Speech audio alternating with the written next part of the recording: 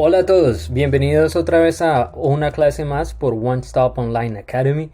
El tema de hoy van a ser los verbos modales. ¿Qué son los verbos modales? ¿Cómo se usan? ¿Cuál es la formación de los verbos modales? Es lo que vamos a ver en esta clase. Esto es un tema muy conversativo, lo usamos en nuestras conversaciones a diario, solo que si no sabemos qué son, es difícil aplicarlos. Entonces, ¿qué son los verbos modales? Bueno, ellos expresan modalidad, habilidad, posibilidad, necesidad u otra condición. Lo utilizamos para el futuro y en el condicional. ¿Qué quiere decir eso? Y una clave importante con los verbos modales es que los verbos modales son complementarios. O sea, los verbos modales se tienen que usar con otro verbo en tipo base para poderlos usar. Tienen que ir en combinación. Y cuando se combinan estos verbos, ahí es cuando expresan habilidad, posibilidad, necesidad, etc. La formación es para preguntas, el verbo modal va primero, el sujeto y después el verbo base. Para habilidad o posibilidad es el sujeto, el verbo modal y el verbo base. Entonces, la mayoría o todas las preguntas en inglés, el verbo siempre va antes que el sujeto. Como lo vemos acá, la excepción de este verbo modal es que el verbo modal es el que va primero, después el sujeto y después el verbo base. Normalmente iría el verbo base de primero y después el sujeto. Por ejemplo, si yo voy a preguntar, yo soy tu hermano, sería am I your brother? Am, el verbo to be, I, sujeto, y después el complemento. Am I your brother? Ahora, para hablar sobre habilidad o posibilidad, va el verbo, que puede ser un pronombre, puede ser un nombre, como I, you, he, she, it, they, we. Después va el verbo modal y después el verbo base. Y ahorita vamos a ver unos ejemplos y también vamos a ver cómo se forman estas oraciones.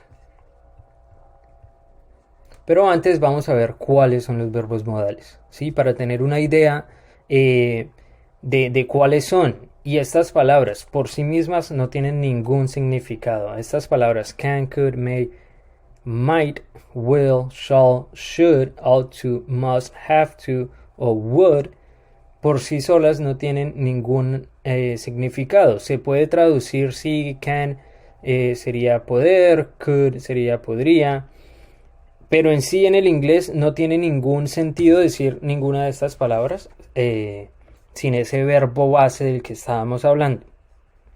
De esta lista ahorita vamos a explicar dos para tener mejor idea. Vamos a empezar con would, que se usa para declarar una preferencia y para preguntar por algo educadamente. Y acá estamos viendo, por favor, ponerle cuidado a esta foto, una foto de lo que parece ser una mesera. Entonces, en este ejemplo, alguien está hablando con la mesera y la mesera le está haciendo una pregunta. La pregunta es, would you like coffee or tea? ¿Te gustaría café o té? Y aquí está la clave. Aquí está toda la clave de los verbos modales y todo se resume a esto. Este es el verbo modal. You es el sujeto. Tú. Y like es gustar. Gustar es el like que está en su verbo base, que está en presente. No está en pasado ni en futuro. Es solo el verbo base. Gustar.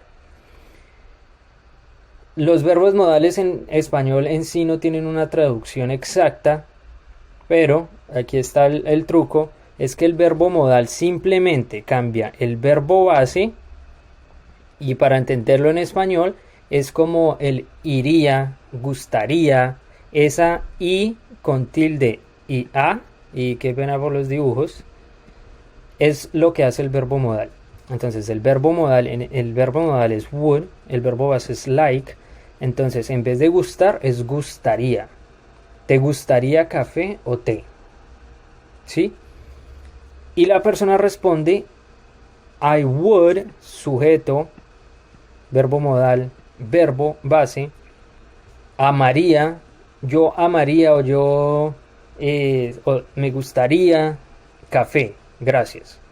¿Sí? Entonces la clave es la la terminación IA en español. Esa es lo que estamos buscando con los verbos modales para este verbo base. Si no se tiene el verbo base, no se sabe uno a qué se está refiriendo, no tiene sentido. Este es para would. Se usa para declarar una preferencia y para preguntar por algo educadamente. Obviamente, todos estos significados, todos estos verbos modales tienen diferente significado y diferente uso. Aunque algunos se pueden parecer, hay algunos que se diferencian y harto. Bueno, vamos con otro ejemplo y este es el ejemplo de could. Entonces, ¿para qué funciona could? Se indica posibilidad o habilidad. Vemos a unas personas comiendo, entonces le preguntan las personas comiendo, los comensales, me imagino que a la mesera, could I have tea, please? Verbo modal otra vez, sujeto, verbo base. El verbo base es tener, have es tener, la traducción sería tener. O coger have en tenerlo en posesión, a cold tea please, y la respuesta es of course. Bueno, uno infiere que está hablando con una persona que le pueda dar a uno té frío. Entonces, ¿podría tener té frío, por favor? ¿O me podrías dar té frío? La respuesta es of course. Could I have tea, please? Have es tener. Podría tener, o podría, si estás pidiendo algo en el restaurante, en el menú, ¿me podrías dar cierta cosa? Otra vez la terminación en IA en español. Y un segundo ejemplo es could you pick me up, please? Could you pick me up, please? ¿Me puedes recoger, por favor? Could, verbo modal, you, sujeto, pick, verbo base. Pick es recoger. Pick me up es ¿me puedes recoger? Y la respuesta es at what time, ¿a qué hora?